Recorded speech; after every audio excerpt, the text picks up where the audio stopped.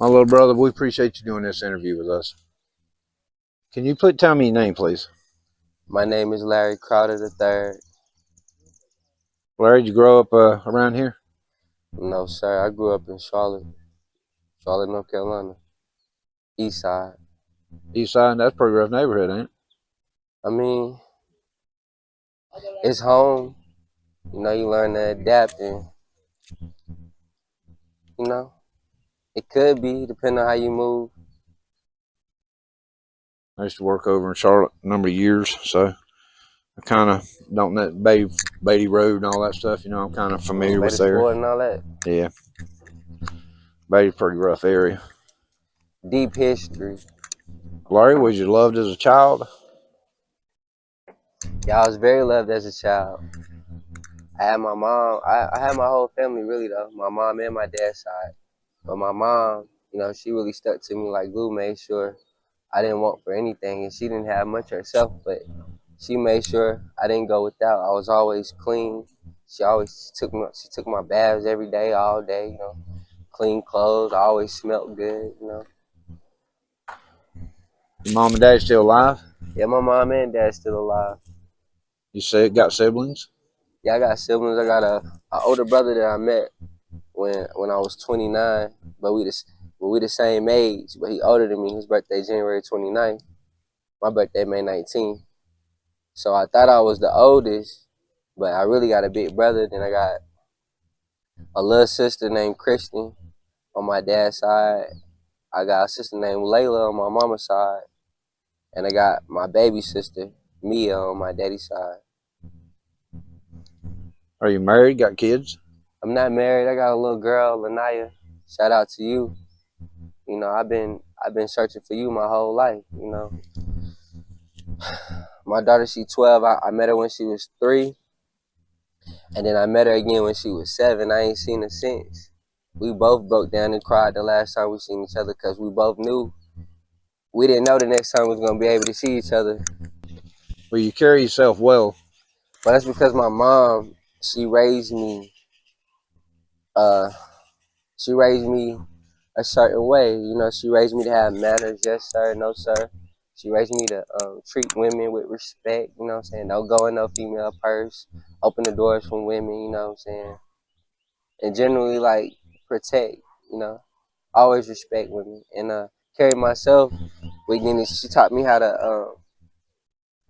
to run my life like it's a business, you know what I'm saying? She taught me that when I was young. She was always serious about me and my education, When I was in kindergarten, first grade, I knew I was going to college because that's how my mama used to drill me, like, yeah. And I used to even be like, nah, I ain't going to college. She used to look at me, well, what you gonna do then? You know what I'm saying? Like, okay, so you got a plan? You know what I'm saying? So, You go to college? yeah, I went to college. Tell me about that. I went to Winston-Salem State University. When I was 18, I graduated from Garinger. You know what I'm saying? Class of 06. Everybody know me. And went straight to Winston on the band, playing them drums and everything like that. I was real hard in that. That's what actually got me to college, the music. What'd you go? So you went to college to study music? I went to college to study mass communications. Radio and TV broadcasting. But I specialize in videography. Have you ever dealt with addiction? Yeah, hard, you know what I'm saying? Like, well, when I grew up, it's like my childhood, I used to see my uncle, you know what I'm saying? I used to see my uncle, smoke weed, you know what I'm saying? So like when I was a kid, I see his eyes red, you know what I'm saying? And he just looked like, he in his own, you know what I'm saying? But I'm a child, I don't know no better, you know what I'm saying? But nobody knew this, but I always said to myself, okay, when I get old enough, yeah, I'm smoking weed, you feel me? It didn't seem like nothing was wrong with it, And maybe it's in my blood, maybe it's a genetic thing, you know what I'm saying? Maybe family history, you know what I'm saying? Different people struggle with different substance abuses or whatever. Not saying that my family grew up, you know what I'm saying, strung out and nothing like that. Nah, I speak for me, you know. Growing up, I wanted to smoke weed, you know. Were you ever affiliated with the gangs over there in Charlotte?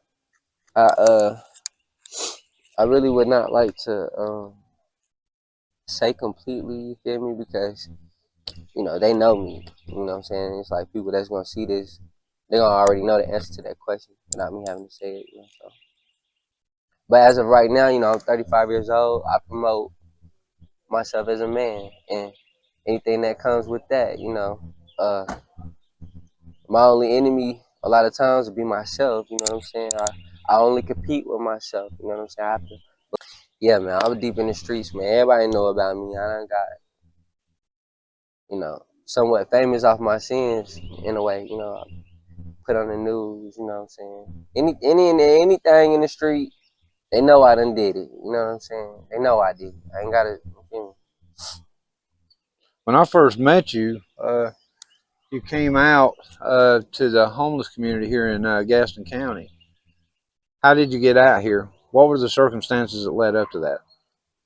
Circumstances that led up to me getting out here. Okay, so it was a situation, issue, family issue that happened, and you know, got into it. One of my siblings or whatever, and something happened. You know, with my house. You know, a car ran through my house. You know what I'm saying? So by that whole thing happening, long story short, I had to take the blame for everything. You know, I mean, I accept the responsibility for my actions that played the part for that. But at the end of the day,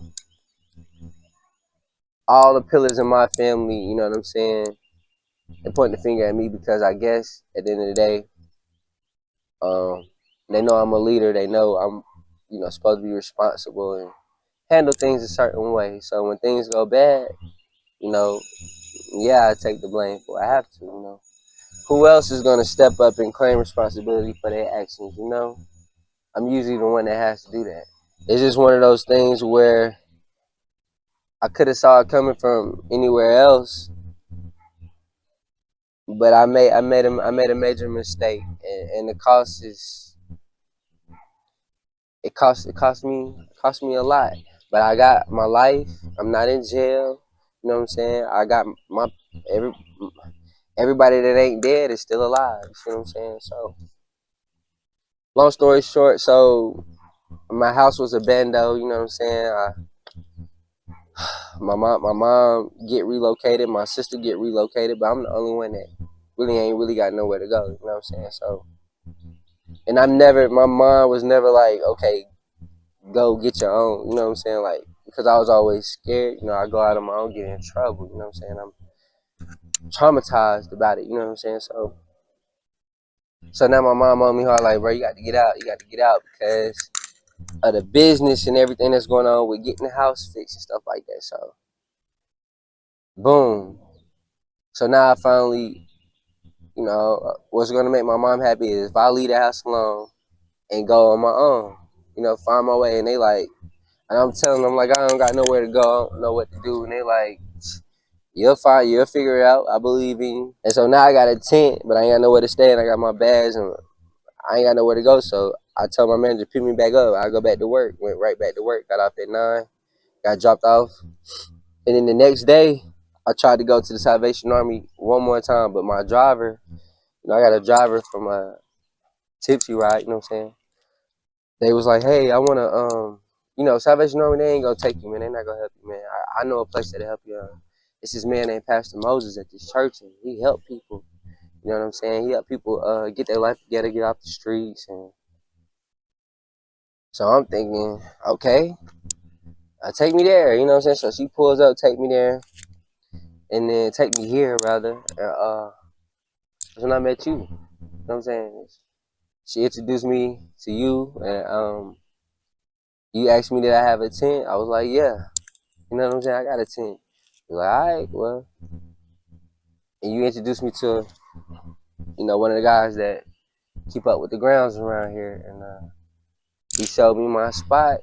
It humbled me. You know what I'm saying? I came out here, and when I picked my tent, that became my home. That became my sacred place. That became the only place I could call home, you know, or claim that was mine, you know, somewhere where I feel like I've been, you know, kind of cast out from the world, you know what I'm saying? But when that dude pointed me to that spot and I was able to get my tent pitched, that was God.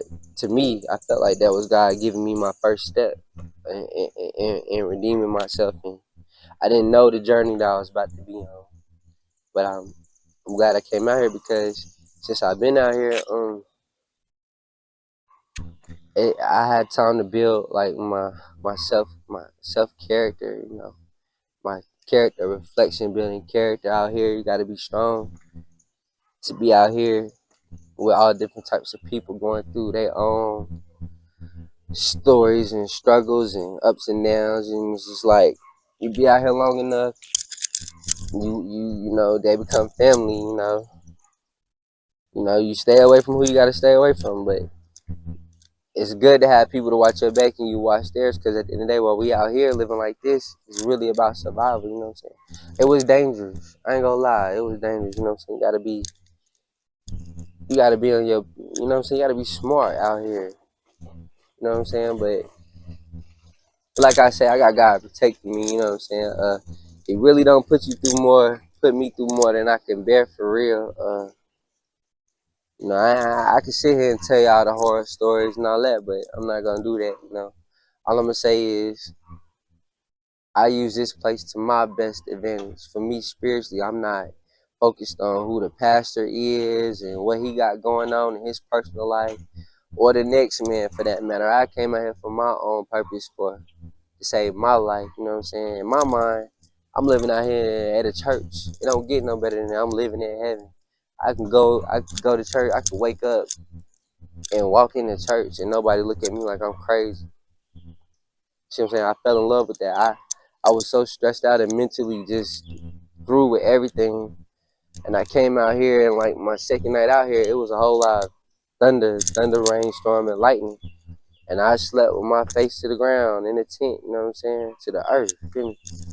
And that thunderstorm, hearing that rain and being surrounded by a flood, and it's pitch black, but then you see that lightning flash, you can see everything for a little bit, and just hearing the thunder rumble, you know what I'm saying? That did something to me.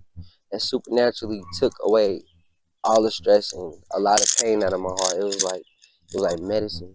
Sometimes like even your own family, you know, they get tired of you. They don't no longer have compassion for you. They no longer can listen to you when you cry out and you need help. You know what I'm saying? They can only judge you from what they know, from what they know. You know what I'm saying? Not from what you tell them. You know what I'm saying? Like, and it just hurt to know that I try my best, dude. Like literally try my best to make sure my mama good, my sister good, and everybody around me good, even people I don't know. You know what I'm saying? And to not get that back is because I'm trained and raised a certain way. They raised me to take care of your family. You know what I'm saying? Take care, be good to people. You know what I'm saying? Like, so when you grow up and things are different, you know what I'm saying? Yeah, my mind, they say I'm bipolar. They say I got mental problem, supposed to be on medicine and all that. But what it really is I've been lied to my whole life. So, you know, breaking out of that, yeah, I'm gonna look crazy. I mean, I'm shell shocked. You know, who's okay with believing a lie? I mean, it's like ignorance. You know what I'm saying? I regret hurting my mom. I regret making my mama cry. I regret putting myself in a position to make my family lose respect for me. Um, it's not a lot of things I regret, but I mean, I care about my mama a lot. I really want her to be proud of me. You know what I'm saying? If you could do things differently, what would it be? If I can do things differently, what would it be? That's the thing. Like everything I do, I kind of do it on purpose, do it for a reason. You know what I'm saying? So it's like that's where the conflict come in. You know, when you run into, I push a certain spirit in the atmosphere. You know what I'm saying? So when I run into anything that doesn't want to accept that spirit, you know, I feel like the anti can try to take me out altogether completely. You know what I'm saying? Whether I end up in jail, whether I end up hurting somebody, somebody hurting me. So it's like if I did anything different, then I wouldn't be who I am. It's just like, are you going to set me for who I am? You know what I'm saying? Because obviously I'm designed this way for a reason. I'm unique. I'm not no different from nobody else, but I know God built me. I know God built me himself, and I feel like I don't look in the sky and pray to nobody. I pray to God through myself. Because if I don't put myself in a position for God to meet me, then I don't see anything happening and getting done. I don't pray to the sky, you know, wishing for things to happen. I make it up in my I think about what I need to do in life, and I ask for my creator to give me the strength to do it. So now we are one. We're working together. You know what I'm saying? Nothing that separates me from the Almighty. Whatever he can do, I can do. I can do all things through him. Now, I believe in Jesus Christ. You know what I'm saying? But I can't label myself a Christian because even though I'm saved and I believe in the Messiah and the whole thing about sin and Calvary and all of that, the religion, you know what I'm saying? Um, I start asking myself questions like, okay, is the Messiah, is Jesus, is that like his real name? Or you know what I'm saying? I question a lot of things about when it comes to religion and the things that man has written and indoctrinated in the hearts and minds of all mankind. So it's kind of like I believe in God, but I'm not a part of any religion. It's just more of a spirituality in a relationship. Alright, so I was born in Delahaye Courts on West 28th Street in Charlotte, North Carolina. And the first church I ever known was First Mount Calvary Baptist Church under Reverend Hawthorne. You see what I'm saying? And yeah, me and my little cousins, I have 4 little cousins, and we didn't want to go to church, you know what I'm saying? But my grandma, she just so, you know, original with it that what you want? You want a whooping? Or you want to get dragged down the street by your ears? She used to drag us down the street by our ears to church. Or we'll be walking, we not fast, walking fast enough, grab the air, come on. You know what I'm saying? It was like that. And then as I grew up, you know, I would say I grew up in a Baptist church, raised Baptist church. Um, but as I grew up, I was kind of forced to study with Jehovah Witness and that whole religion and thing and everything like that. And I really don't have no regrets about it because I met a lot of great people and learned a lot about the Bible. You know what I'm saying? I just never could be. I was never comfortable with being um structurally and mentally controlled through a system. There's always been a problem with me. You know what I'm saying? I'm always the type, oh, something ain't right. You know what I'm saying? I don't know what it is, you know? Not judging and pointing no fingers, just something ain't right. Could be me. You know what I'm saying? Like when I was a kid, I couldn't even go out. Like the neighborhoods we used to live in was like, we was in the trenches, you know what I'm saying? Like the projects, you know what I'm saying? I'm like a real project baby for real. But my mom has literally done everything to make me not look like that, be like that. Like when I was little, she wouldn't let me grow my hair out, you know what I'm saying? Wouldn't let me go outside to play with the kids, you know what I'm saying? So when I go to school, I gotta fight them, you know what I'm saying? Because they know I'm protecting the love, and I'm just not. My mama didn't want me to be like them, but you know, I wanted as a kid, you know, I wanted to go out and I look out the window, they all playing football in the field. I want to go out there and play football in the field. But every time I went outside, I had to fight, you know what I'm saying? So and then it's like, you know, my people from here in Valley for real, you know what I'm saying? So my uncle, you know what I'm saying? I'm a kid. He had me on some wake me up early in the morning, talking about we finna go across the street and we finna fight the Bebe kids. You know what I'm saying? I'm just looking at him. I'm always like, why? And he looking at me like, it ain't no reason why. You just finna go over there and fight them. So now I'm knowing, I'm like 5, 6 years old. I'm knowing that. I'm gonna have to go over there and fight them for it. And it wasn't no why no more. It's just what it was. My mama with me, you know what I'm saying, every day on suspension. I go back to school, do the same thing again, come home, get whooped again, you know what I'm saying. They tried to flunk me out of public school, but my mama made them test me and kind of find out I had genius score. She put me in private school in 3rd grade. You know what I'm saying? I was still bad, but I had this teacher named Miss Griffin. She the one that really like nurtured me and took me in, and she got me into like acting and the whole production and you know the movies and the shows and stuff like that. She wrote a script for us and we in 3rd grade and we learned it and performed it in front of our parents at the end of the year. It was like that. Rest in peace to Miss Griffin, man. I'll never forget you. You know what caused your anger Yeah, issues? yeah. I didn't understand why I felt like my dad didn't want me, and it bothered me a lot. Not blaming it or nothing like that. I just had a lot of. I had a lot of. I didn't understand a lot going on. The only way I could deal with it is first person I see, I'm about to punch you. You know what I'm saying? Not knowing no better, really. And my mom used to be like, "Why you give me such a hard time when I do everything for you?" You know what I'm saying? I didn't understand. Like, oh, why you want your daddy so much and he ain't. You know what I'm saying? Like, in other words, if he wanted to be here, he would be here. You know what I'm saying? Like, and you taking it out on me. You know what I'm saying? Like, that ain't right. That's how my mom used to look at it. Like, I didn't understand, cause I go to school, all my classmates, it was like this. Teacher be like, so I want y'all to tell me what y'all did with y'all parents over the weekend. One of them say, me and my dad went fishing. Me and my dad did this and that. So when it come to me, I gotta make up something for real, cause me and my dad ain't do nothing. You know what I'm saying? And it bothered me a little bit. I ain't gonna lie, but I didn't know why. I'm thinking he don't want me. You know what I'm saying? Like, dang, what's wrong with me? Dang, and I love my dad. You know what I'm saying? He's like he's like my hero. You know what I'm saying? Like, dang, that's my dad. Cool. You feel me? What's your biggest fear?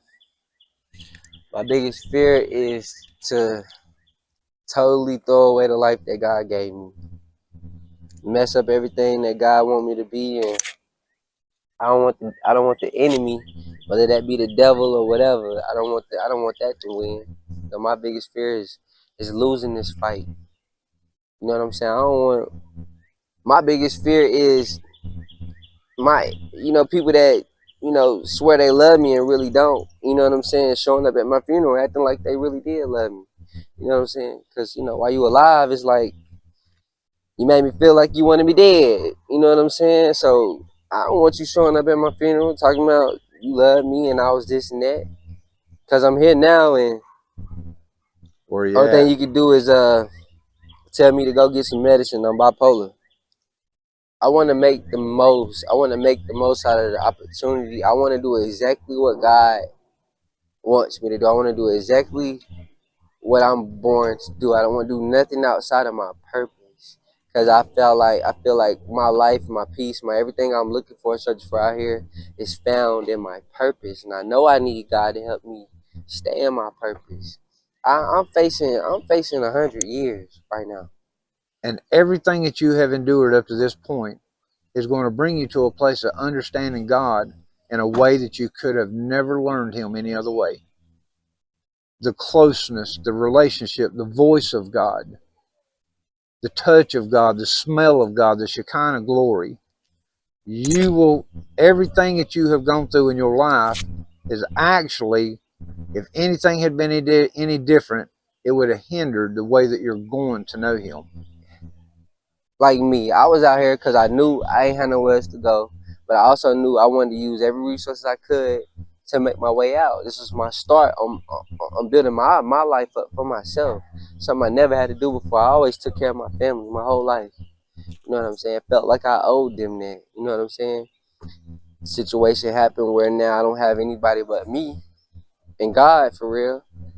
And all the sacrifices. I'm out here living rent free, saving my money, going to work. So I gotta worry about, and I get a free meal here every day, guaranteed.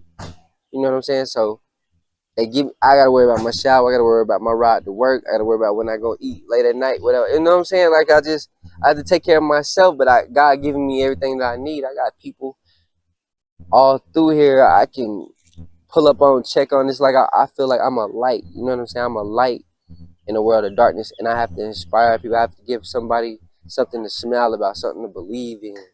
Kind of got ruthless in my heart with it, because if I listen to somebody else, I'm not gonna be successful. You know what I'm saying? I have to follow my heart. I have to walk by faith and not by sight. Yeah, they looking at me like I'm crazy. They don't understand, but in my heart, I know that I'm going in the right path. What God want me to do.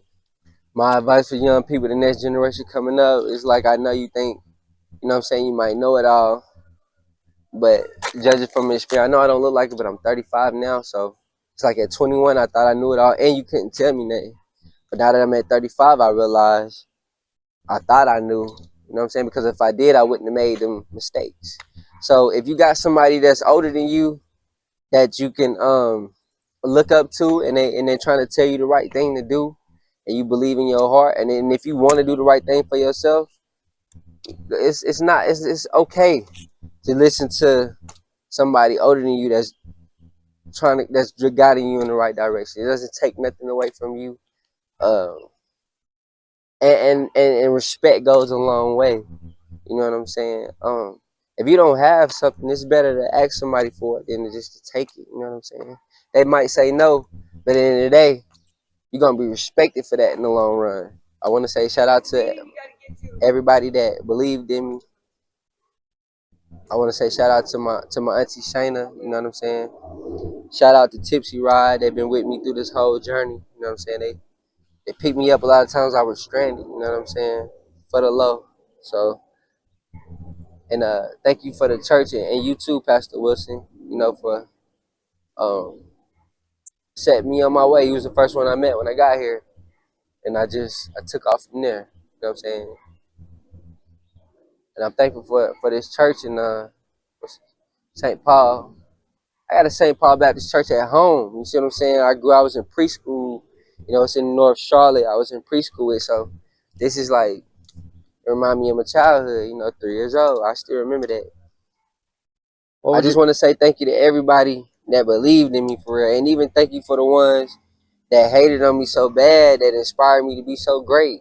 You know, I couldn't have got this far without y'all either. If my daughter see this video, Lanaya, you know I love you. I don't talk about it much because emotionally I don't know how to handle us not being together in life. But I always want to get you. Nothing is more important to me in this world than you. And no matter what nobody say, I love you. I always, ever since I found out about you when you was 2 years old, I met you when you was 3. I wanted you then. You know what I'm saying? They robbed us, Lanaya. They robbed us the opportunity to grow up and experience each other. You know what I'm saying? And I'm not blaming nobody. I take responsibility for me. You know what I'm saying? But if I had my way, Lanaya, I had you with me every day. I love you. I'm still alive because of you. You know what I'm saying? I've only ever wanted to get you. I think about you every day. I appreciate you for having me, give me a chance to share my side of the story, because everybody say a lot. But I'm glad you let me clean my heart out. Now I feel better. Now I can move forward. You know, they got their side. This is my side. You know what I'm saying? Let God be the judge.